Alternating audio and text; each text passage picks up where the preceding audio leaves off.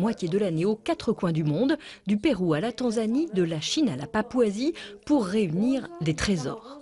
Un peu décoratrice et finalement artiste, elle crée des univers pour les mettre en valeur.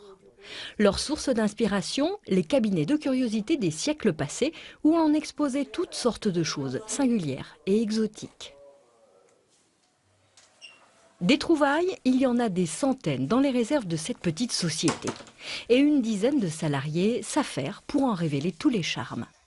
J'ai la confirmation pour les tables, les grandes tables carrées, qu'on fera comme ça. Et effectivement, ce motif, tu as raison, il est pas mal du tout.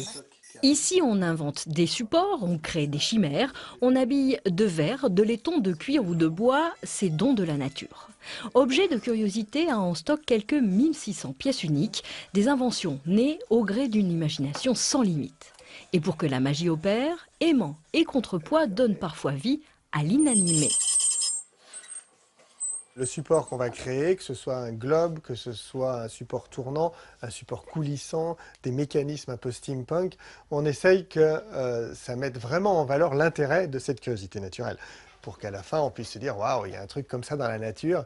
Et oui, le truc était dans la nature, mais il était posé par terre. Et avec notre objet, ça devient une pièce de conversation, quelque chose qui va permettre de commencer une histoire. J'aime bien ça, les scarabées avec. Pas de boutique, pas de distributeur. Avec des articles entre 100 et 38 000 € pièce, l'entreprise cible les décorateurs haut de gamme. Sa vitrine, c'est son site internet et quelques salons internationaux.